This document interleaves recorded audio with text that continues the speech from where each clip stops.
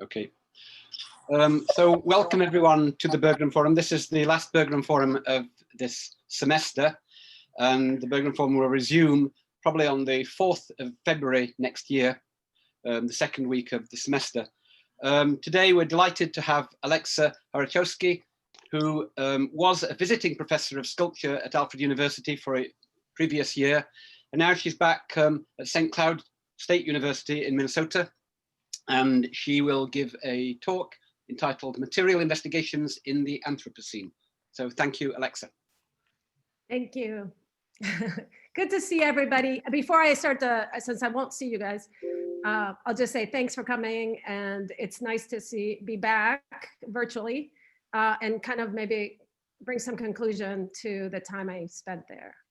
I wish you all well and stay healthy. So I'll jump right in. It may run long, so Emrys, if I'm not, I have an alarm, a clock ready, but if I start to ramble, I can quickly end it. So that there's a little bit of time for questions. I tend to lose track of time. Okay, so here we'll get going. So I want to show several bodies of work. This is at Methuselah. It's in the ancient bristlecone pine forest in California. In 2018, I was invited to do an artist residency at Forest Island Project in Mammoth Lakes, California, a small ski town not far from Yosemite. Alexa, are you sharing the screen? Oh, sorry. Oh, you guys aren't seeing it. What am I doing? Okay, wait. Okay, here we go.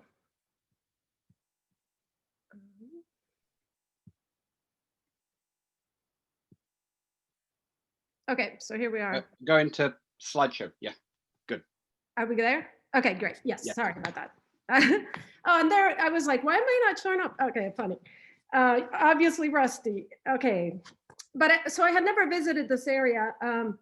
During my time there, I explored various famous landscapes, including the ancient bristlecone pine forests in the White Mountains, Death Valley, Lana Lake, Obsidian Dome, and Yosemite. At the ancient bristlecone pine forest, in an effort to avoid crowds of Instagram influencers, photographers, and selfie takers, park rangers don't mark the trail leading to Methuselah, and which is one of the oldest bristlecone trees in the park. It's about 5,000 years old. It isn't difficult to find. It's a short trail from the parking lot. When I saw it, I felt I had already seen it, perhaps in reproductions of black and white prints by photographer Ansel Adams. Adams' coffee table book, Yosemite and the Range of Light, was inspiration to my father, who was a dedicated amateur photographer. So here I am photographing it. I wanted to start with, kind of include this piece at the beginning because it sort of represents the interruption created by COVID. Obsidian is volcanic glass formed when lava cools rapidly, not allowing crystals to form. It is thought that the Maya may have used shards of it as a filter through which to observe the sun. I decided to use this geological material as a metaphor for the struggle humans face when attempting to relate to deep time. And it was in conversation with how people photograph, including myself, we spend just a few minutes or seconds with this ancient being and then take the picture home. So it's a very short, condensed time. We are handicapped by our limited lifespan that prevents the understanding of even our own history. So on the right, you have the obsidian lava flows, and on the left lens is obsidian. The right one was the one that was never completed. I worked with MFA graduate James Rose, who ground and polished the obsidian lenses at Alfred, spring 2020. The process was abruptly interrupted by the pandemic. In this incomplete state, the glasses become a time capsule of the pandemic's interruption, existing as evidence of a time before COVID and after COVID. Okay, I'm gonna jump into an artist residency I did in southern Chile. Casa Poli, a minimalist cultural art center, was designed by architects Mauricio Peso and Sofia Ehrlichhausen.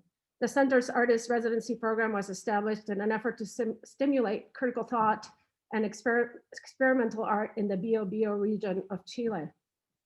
And built on a jagged cliff overlooking the Pacific, 30 miles from Chile's second largest city, Concepcion, which also, Concepcion was actually destroyed about 3 times completely because of earthquakes.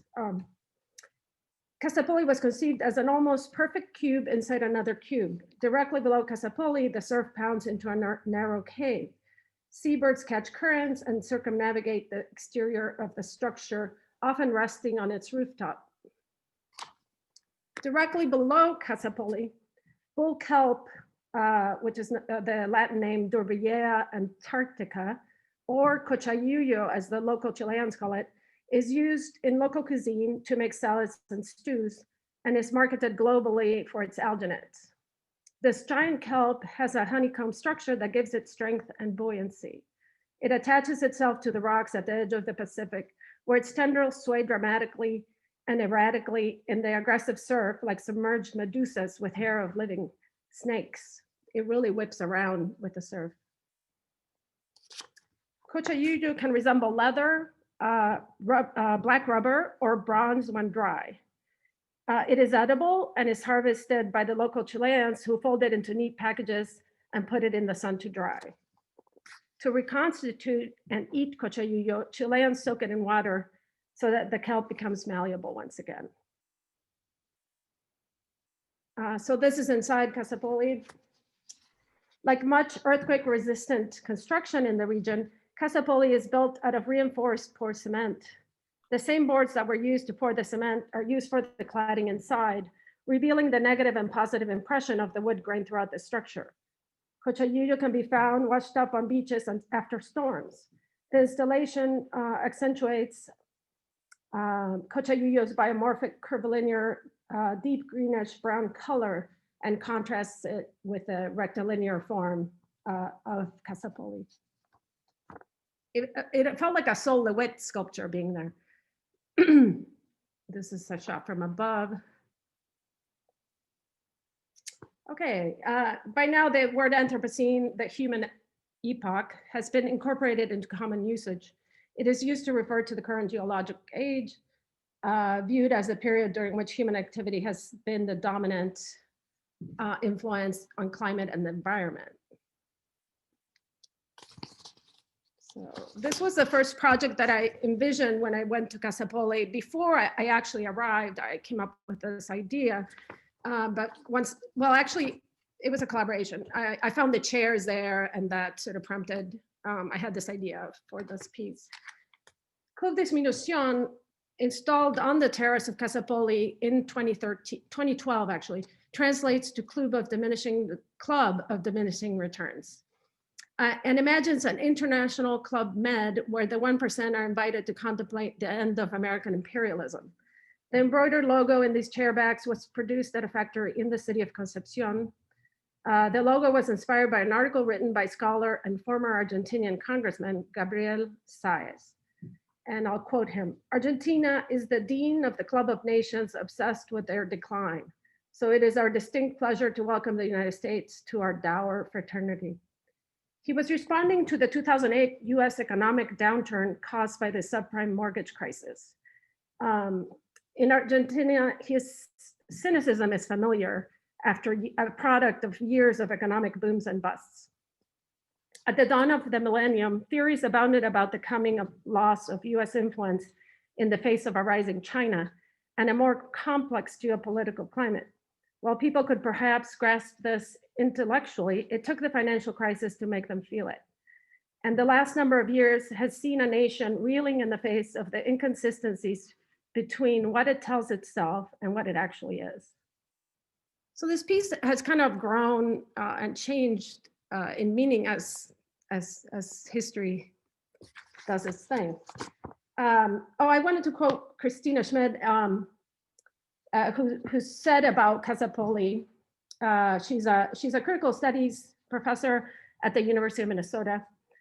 She says, "Casapoli reads both as a tribute to Le Corbusier's stark architecture and to the site itself, a place swept clean of all but the most resilient vegetation." Oh, there's a bit of sound. Okay. Raptors soar outside the windows and the air is ocean heavy, smelling of salt. The site of Casapoli epitomizes the end of the world. On the coast where Europe's imperialist dreams of westward expansion ended. And here, so I did an installation at the soap factory in Minneapolis in 2014 that was named after the original embroidery. So it's named Club Disminution. And I'm gonna jump, I'll talk about the installation, but first I'm gonna jump here. So for 30 years, the soap factory, a 12,000 square foot alternative gallery run by artists, stood as a monument to industrial labor, whose not-for-profit status gave it a strange ahistorical quality, free from developers and the regentrification of the inner city by the very populations who fled them post-civil rights. For 25 of those years, it functioned seasonally without heat, though many projects took place even in the winter months. Sadly, it succumbed to gentrification in 2019. So just this bad year, last year. Okay, actually, I'm gonna just go back a little bit. So the installation at the soap factory, whoops, I don't know if you are seeing that. The installation at the soap factory included a 3-channel video projection, inkjet prints, objects collected during my residency, sculptures made out of a range of materials such as kelp, bronze, steel, rope, and more. And again, I'll quote Schmidt, who talks about the material cochayuyo. The sensuality at times is sinister, whether it is the disintegrating investment in modernist masterpieces, the material suggestion of a slow but inevitable takeover, or a gradual waning of human hubris en route to a fundamental humbling, something stirs in the shadows over which Club Disminution presides. Cochayuyo becomes a metaphor for the strange presence, hinting at the specter of the sublime beauty of a world without us. No. So this is the installation view of the first gallery. So this is a large-scale 3-channel video projection of D'Urville, Antarctica and its element. Define the discipline of the cube, the kelp rushes and gushes in the waves, bristling with dark tentacles. It becomes an object of no small terror. So I'm going to talk a little bit about another definition, which is coined by feminist theorists, the Cthulhucene. So coined by feminist theory, Donna Haraway, Cthulhucene is an awful and inviting, a tentacled earth figure, neither good or bad, representing the ongoing cross-species entanglement and collective world-making during the Capitalocene. Cthulhu is also a frightening tentacle entity in an H.P. Lovecraft science fiction story by the same name. Haraway's Cthulhucene seeks to counter the patriarchal doomsday pessimism and human-centric term Anthropocene. Okay. At the time I was making the work, Haraway had not published her book defining the Cthulhucene, but I had encountered Lovecraft's tentacle cosmic Cthulhu and had seen Ridley Scott's science fiction horror film Alien, and was taking tropes from that. I wanted to communicate the powerful, terrifying nature of the kelp as it undulated in the surf. By mirroring the footage, I turned it into a vaginal feminine form that is awful and inviting, that one can imagine capable of creating or destroying life, and that exists within and beyond a human time frame. So I'll play a little bit. It has 4 movements. I'm just going to show a small section, but it's all real time. I didn't manipulate or animate anything, and it was the sound design was done by a noise band, Artifact Shore, that I collaborated with.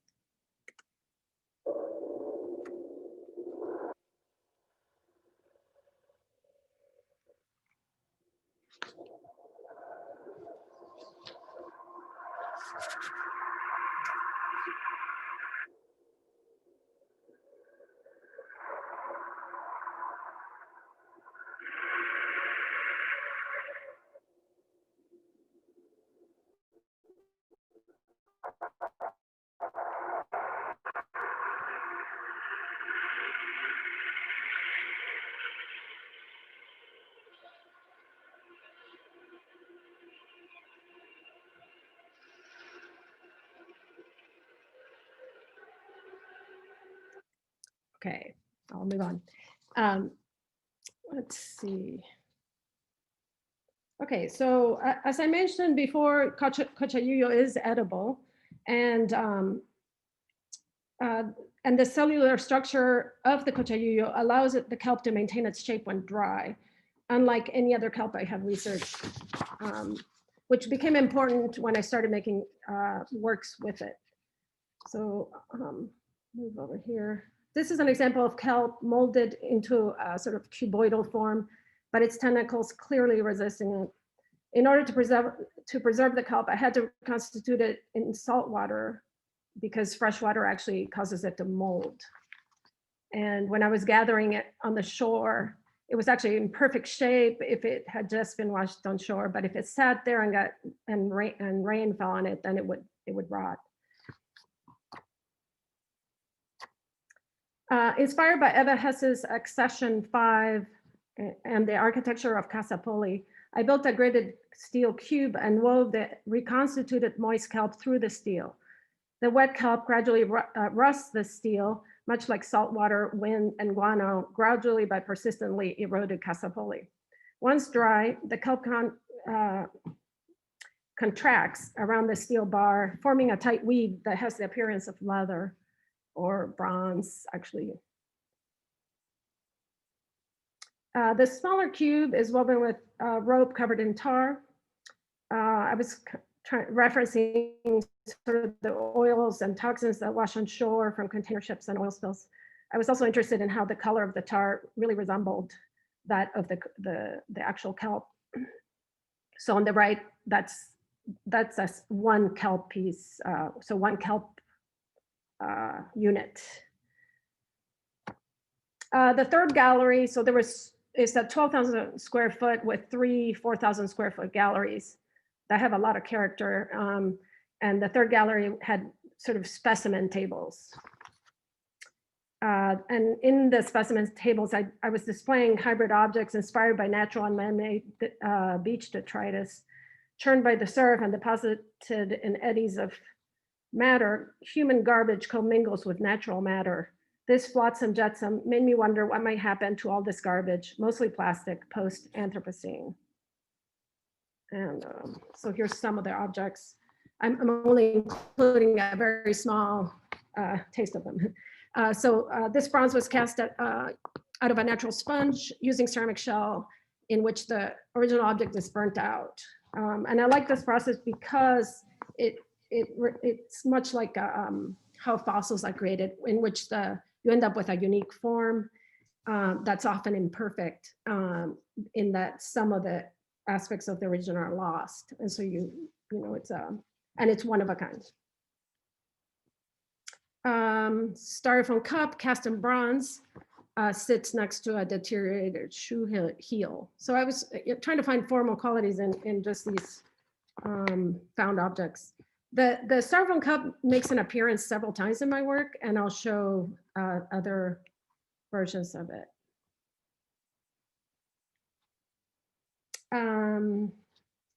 I was thinking about how objects are impressed into the geological strata.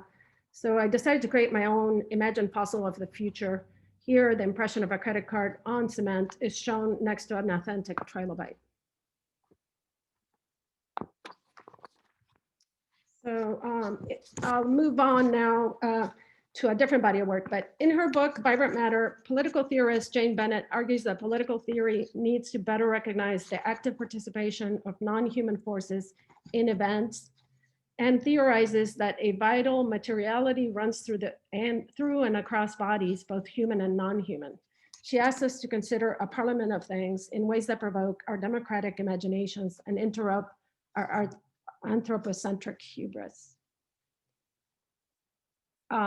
Again, a lot of these connections to theorists come after I actually think objects. You can discover these things through the objects themselves, and that is what I'm trying to argue.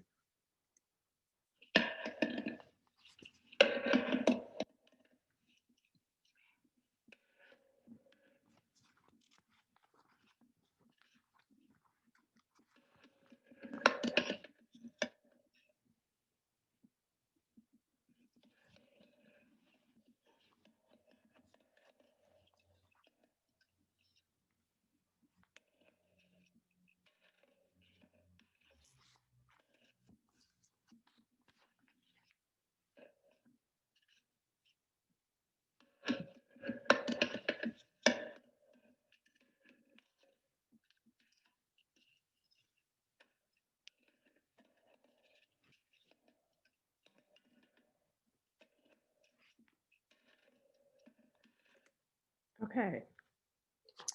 So that video is was created with a vortex of fans in which where the cups are moving around because of the wind vortex. And the original would have had a very loud fan sound. So here we're recording we're just recording the sound of the cups separate from how I recorded the actual cups on the black ground. Let's see. So in this case, I was interested in how this polystyrene cups appear to dance and be animated by their own agency, as if people actually, a lot of people viewing the video thought that I had animated these cups using technology, but I thought it was interesting that they animated themselves once you remove the fan noise. The conical form of the cups produces a distinct motion and dance, and unexpected moments seem almost choreographed. The sound of the cups hitting the ground was recorded separately so as to imitate the movement in the video. Obviously, it doesn't coincide perfectly. Anyway, so that piece led to explorations with with more vortices. A similar wind vortex was used to create monumental drawings. I combined anthropogenic materials with pigments and introduced them into the wind vortex. As the materials whirl around and make contact with the paper, they produce marks that reproduce the flow pattern of the wind vortex, as well as the unique properties of the object. I mostly use polystyrene cups or packing peanuts. So this one you're seeing in front is made with the packing peanuts, which are very small. Okay, I'll play the video of how they're made.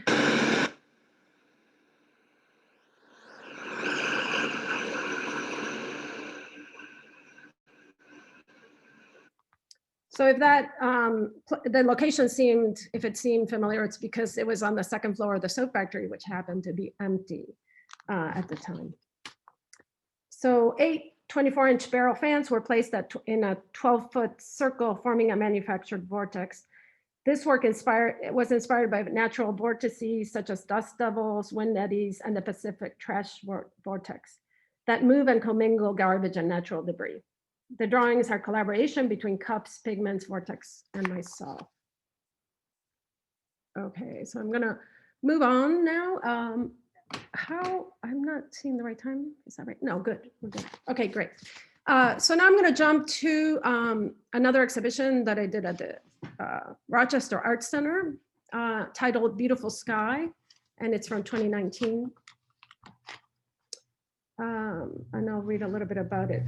So the exhibition Beautiful Sky takes land-based materials that are used in soil and water preservation and transforms them into a type of land art in the gallery that responds, reflects, and acts on the contemporary issues around land use in our time, taking into consideration a wider scope of global trade, post-colonial ethnic relations that takes land and water to supply a system that craves this resource rather than needs it. So the distribution of water and that's not equitable and is wasteful. Here, this is a globe made with steel and clay adobe. Okay, coir logs made from coconut fiber are tied and assembled by women and children in Sri Lanka to be used for erosion mitigation throughout landscapes in the United States. I acquired the coir logs from Brock White, a company that services the Minnesota Department of Transportation for use on highway construction and other building projects. The coconut fiber is prickly and very uncomfortable to work with. So I imagine how terrible it must be for the workers who have to assemble these giant forms all day. I only did it for the installation period. I deconstructed the logs and reassembled them to vary the forms. I was astounded when a visitor commented that walking among the coir logs reminded him of a kelp forest. I had not made that connection, but I guess maybe the aesthetic of the kelp stayed with me. Here's one more. So containers cast out of gypsum were submerged in saturated salt and borax solution so as to grow crystals on the surface. Borax is harvested near Death Valley and is found in salt beds common to the area. The water or fuel cans comment on the ongoing freshwater scarcity and historical mismanagement of this resource by Western states such as California.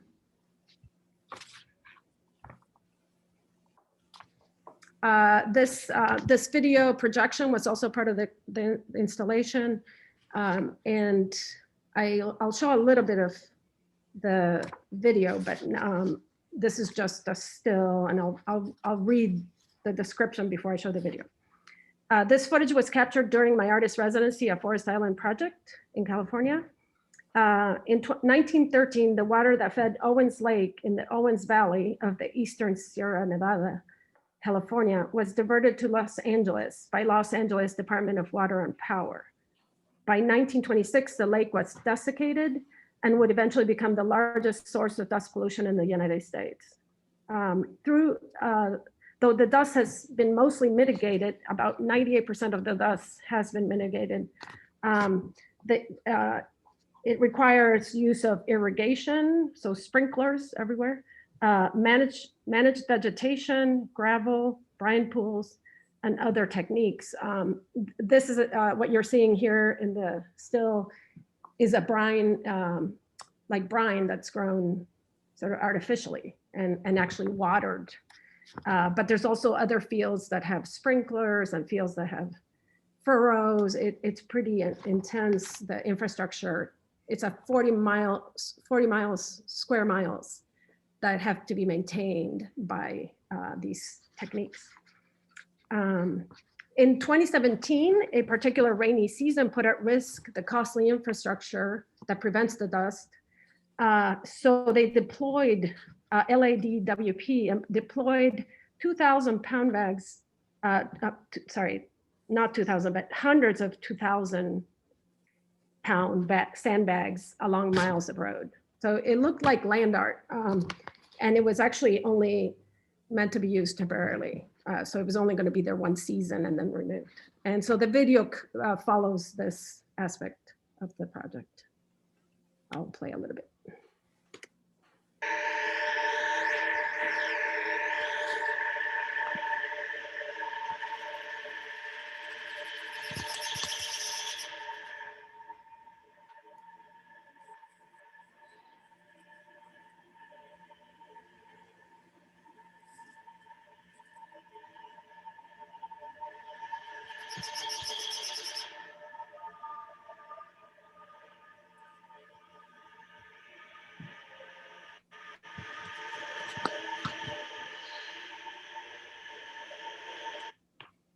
Okay, this is an abrupt transition, but the video is about 9 minutes long, and it does take you through various landscapes within that lake bed. I'm gonna now jump back to Chile because this piece inspired, or that experience inspired another project that I'm currently working on. During the residency at Casa Poli, I became familiar with the Chilean quiltro, which is slang for stray dog. I was responsible for feeding 5 dogs during the residency. These dogs relied on scraps, human helpers, and their hunting skills to survive. The quiltro represents, to me, the gritty perseverance, but also systemic neglect, not unlike that of the Chilean and American workers whose lives have been impacted by an economic model that engenders material, political, and social inequalities. So I was interested in the quiltro as a metaphor. I returned in January 2020 to document. My goal was to follow the dogs, but then the unrest happened in Chile that started in October. Let's see. So, I'll tell you a little bit about Matapacos. In 2020, I learned that Negro Matapacos, Blackie, the cop killer is sort of the translation, a stray dog known to protect protesters from the police, had become the icon of civil unrest. Protesters regularly put bandanas on black dogs as a way to commemorate the original Negro Matapacos. and they call them riot dogs because they like to run in packs. So they're used to running in packs of dogs, and when they see people protesting, they join the protesters. They think it's fun, and they'll often, but they also defend the protesters just naturally. Okay, so in January 2020, I traveled to Chile to document stray dogs and the civil unrest that had begun in October. The civil unrest started because of a hike in subway fares, but became a referendum against the current administration and its neoliberal policies. I am working now on a video of protesters, human and canine, and other animals in entangled movement within the landscape that I will combine with footage from protests in Minneapolis. So on the right, on the left, you have an armored tank with water cannon that's regularly used. What I like about the tanks in Concepcion, however, is that they have the evidence of people's rebellion, and they're often very colorful because they've been many times with paint. And on the right, this is the site of George Floyd's murder in my neighborhood of South Minneapolis. Okay. So I'm very close to concluding here, but so now I'm moving to like the present moment. So aside from working in the death of George Floyd and the pandemic isolation both inspired this ongoing body of work that's very fresh. So several months into pandemic isolation, on May 25, 2020, George Floyd was murdered in South Minneapolis. This led to, obviously, to protests and civil unrest throughout the world. May 25th also happens to be my father's birthday, and it was his 85th birthday. So, I wanted to honor George Floyd. It was such a difficult time here. So I decided to sew a flag, dye an American flag, and sew his name in felt letters. That piece inspired me to make a series of flags that I'm thinking of as a timeline of the year 2019 through 2020.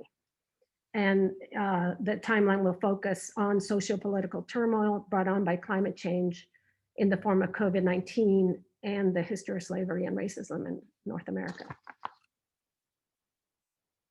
Which I hadn't been aware of this term, but I stumbled upon it as I was looking at Haraway do some presentations, and this is a word that I just recently found, but another version of Capitalocene, but this version is plantation scene, which forces attention to the growing of food, and so agriculture, and the plantation as a system of multi-species forced labor. It radically simplifies the number of players and sets up situations for the vast proliferation of some and the removal of others. So she talks about it as a system. The plantation system requires either genocide or removal or some mode of captivity and replacement of a local labor force by coerced labor from outside, either through various forms of indenture, unequal contract, or out and out slavery. And that's a quote. I should have put quotations on that.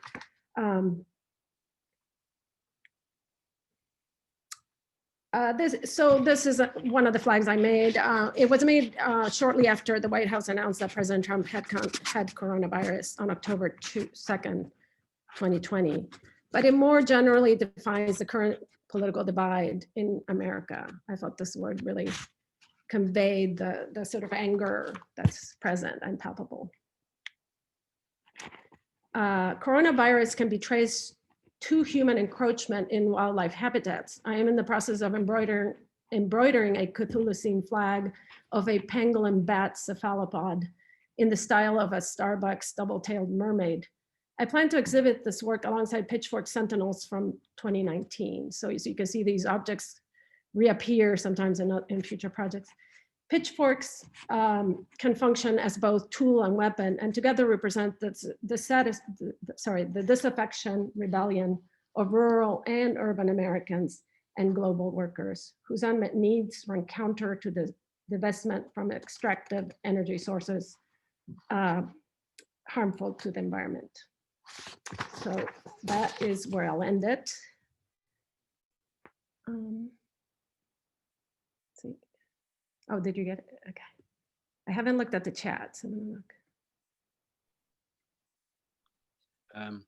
Well, hang on, Alexandra. Well, thank you. And I'll open it up. I'll allow people to unmute themselves, and I'm going to try to do that anyway. See if I can find the chat. Or people can go on the chat. Okay, I'm going to stop share. Sorry, it's like I'm so slow with this. Yeah, at the moment I'm still trying to. How do I get people to unmute themselves? Okay.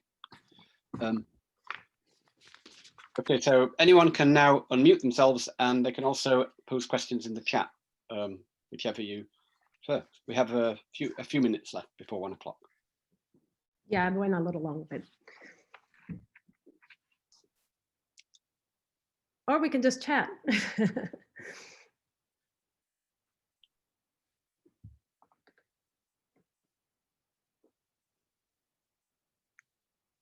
Thanks so much, Alexa. I don't really have a question, but I hope some of the students might. But it was really great to finally see your work and like the breadth of your practice. Thanks. Yeah, I wish we'd gotten to see it sooner. Yeah, it's complicated. Maybe I have a question. I'm gonna try to formulate something. I'm just when you work outside, like in a natural environment, and my practice has moved towards that too, and I found myself like being like the way I like questioning the way I enter these spaces, and I was wondering like how, you know, it's time-based, but there's also time that you need to, as an artist, to invest in these places, and like what is the cut? Like how do you, not like, I don't want to talk about inspiration, but like what in your experience that you had, especially with the kelp work, like what was the trigger or like that space? Like how do you know what to bring back to the gallery, basically? Right. Well, I have to say that, you know, my experience in Chile was interesting because I actually took students to Chile on a study abroad program in 2005, so many years ago. And as part of the project, I invited local artists. Like I was teaching this Latin American contemporary art course. And so I invited local artists to the class. And I got to meet a lot of the local artists and became friends with some of them. And two of the artists I met started this artist residency at Casapoli. And so many years later, about over, I don't know, 7 years later, they invited me. And when I went to that location, I grew up in the Patagonia of Argentina. And so when I went to that location, it felt like I was home. It really was so familiar. You know, like I would find a penguin washed up on shore, or like things that I grew up with, you know, like in the Patagonia, like where I grew up, there were penguin colonies just north of where we lived. It was in the city called Comodoro Rivadavia. Anyway, so I felt like I was home, just the whole environment, the light, everything about it. And so, but I wasn't familiar with that particular kelp, and it was just so stunning and aggressive and frightening that it just was very compelling. And I did not go, like, I only went for 2 weeks in 2012, the first time. And then I found the kelp, well, I saw it and started videotaping, but I didn't even have the right camera. I didn't, you know, it was, I wasn't prepared for that kind of body of work. I went with the plan to make the chairs with embroidery. And so as soon as I saw it, I was like, I need to document this properly, you know? So I wrote I got a grant, and so that was able to buy some equipment, go back and reshoot. So I started as a video actually, but the kelp, when I first found it on that first year, I just started collecting it because it was such a blank slate, the space, that I was like, okay, I'll just do an installation. And I just threw it together in like 3 days. I had to collect, and it was quite a lot of work because you had to haul it from from the beach up to the cliff, right? Like, so it was quite a bit of work, but just working with it was just so supple and lovely. And the fact that it hardened into a form that was permanent, just, it was incredible. And, you know, and you could tell that by the packages that were sold in the stores. So it wasn't like I had to invent that. It was clearly the material said it was capable of that, of doing that. So as soon as I realized that, I was like, I have to find a way to get the stuff back home. And I mean, I wish I could have just stayed there and worked with it, but it's so hard to, the distance is so great. It's really hard. The shipping, almost impossible. So I actually brought like 5 boxes, actually 9 boxes that were quite large with me. Some I brought with me on the plane and some I shipped. And all that I was able to do with a grant. So it wasn't that, I feel like that was just a continuation of something from, that was personal, like from where I grew up, my recognition of that landscape and connection to the landscape. So I haven't, but it taught me how to work in a space, being there and returning. And I feel like then when I was invited to do the residency in California, I was able to take those skills and really just hone in on what was interesting in that landscape. Yeah, but I like really intense landscapes, basically. And I like hiking. I like just being outdoors and just exploring spaces. Yeah. More questions? Thank you. More comments? Thanks. Yeah. Hi, Sarah. Hi, it's good to see you. Sorry, I'm having my lunch, which is why my camera's off, but Lenny recognized your voice. Oh, no way. Yeah. Oh, poor, I miss Lenny. Do you have a question? I don't have a question. No, I'm just chatting. Sorry. Yeah. Well, Alexa, I have a question. Do you think, would you say that your work has become more political, or do you think it's always been? Oh, it's become definitely, I think it's hard not, I've been questioning being apolitical. I think I had to question that in myself, basically. By my experience returning to Chile over and over again, everything's political there. So it's very hard to separate making from involvement or engagement. And it seems like the interesting thing was when the unrest happened in Concepcion, well, in Santiago, and then everywhere, basically all over Chile. When I returned to Concepcion to document, ostensibly, I already had a ticket to return, and so I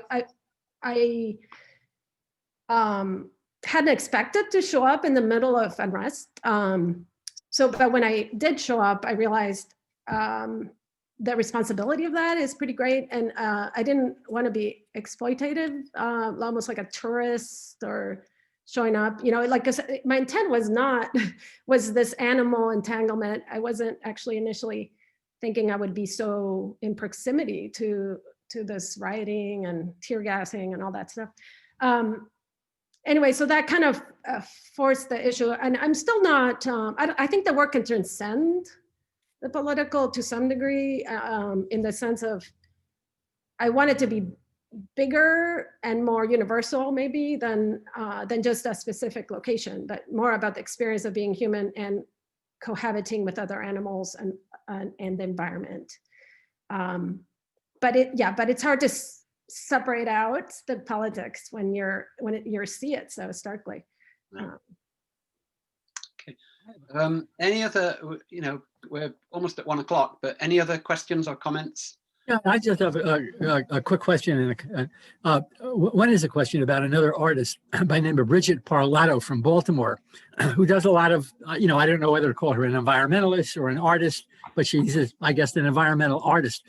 Have you had any contact with her? Does that name even ring a bell with you? Because I'm just struck with some of the similarity between what you're doing and what she's doing. I know. Can you write her name in the chat? I would love to. Well, no, she's in Baltimore. The other question I had is, write your name in the chat, Gary. Just write okay. chat. All right. Yeah, thank you. Awesome. Okay. The other question is kind of a very practical question. Do you sell your art? I mean, can you, some artists make a living from what they are producing, others do not. Does anyone buy your art, or is it just, you have exhibitions at which people observe, but I'm not sure what happens to it afterwards. I think, actually, one of the reasons I never left Minneapolis is that it has incredible funding. I always felt like, oh, I got stuck in Minneapolis. At first, I used to feel I was stuck because it was, the funding just kept me here. And I, so I never made that transition to somewhere else. And it does have a bit of a glass ceiling, right? It's hard to get outside of Minneapolis. Anyway, but the beauty of being funded and having access to not-for-profit spaces that are artist run, that are often monumental, they're beautiful, is that then you don't have to sell, right? You're surviving. I mean, I teach, right? I'm a professor, so that's how I make my living. That's how I survive. But I have to say, I was surprised, so I've always stayed with these very ambitious, large scale works. And actually I've sold more than I would have expected, in part because I think museums are interested in very large monumental works. And so the vortex drawings are about 9 foot by 9 foot, only a museum can house them just about. And I sold 7 of those through High Point Center for Printmaking. So those were actually did well, better than anything else I've made. And actually, but I did sell also, the Walker Art Center collected that kelp cube and the video. The video is actually currently being played in an exhibition called 5 Ways In at the Walker Art Center right now. So they have the kelp video, they have a photograph from that show, and they have that big cube that's made with the kelp. So sometimes going extreme, I think, attracts, surprisingly becomes attractive to larger scale institutions. And I just like the idea of having legacy through museums. I'm not that interested in selling commercially. That's never been my focus. Thank you. Well, thank you, Alexa, for bringing the fall virtual series of Bergren Forums to an excellent conclusion. And it's great to see you again. And yeah, good to see you all. Very good. So please, everyone, join me in applauding and congratulating and thanking. Good to see you all. Thank you. Thanks for coming. And as I said, the next Bergren Forum will be beginning of February. Bye. Give a wave. Thank you. Thanks so much, Alexa. That was good to see you. Be well. Bye-bye. Good to see you. Hey, Sarah.